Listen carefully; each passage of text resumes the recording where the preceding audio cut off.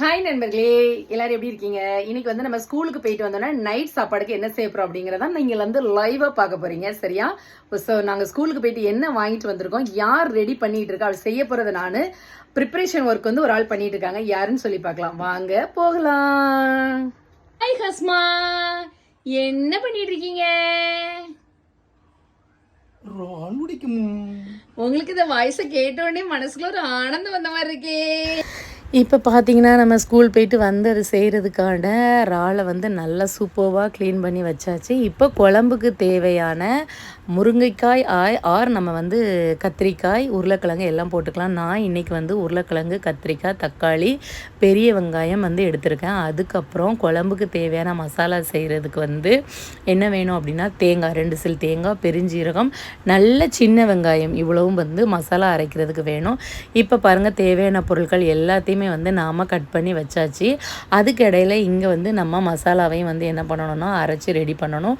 நல்லா நீங்கள் குழம்புக்கு வந்து எப்படி பேஸ்ட்டாக அரைப்பீங்களோ அதே மாதிரி பேஸ்ட்டாக அரைச்சிக்கோங்க. அதுக்கப்புறம் இஞ்சி பூண்டு, ஏன்னா நம்ம இறால் குழம்பு வந்து ஆட்டுக்கறி, கோழிக்கறிலாம் வைப்போம் இல்லையா, அந்த மெத்தடில் வைக்கணும்.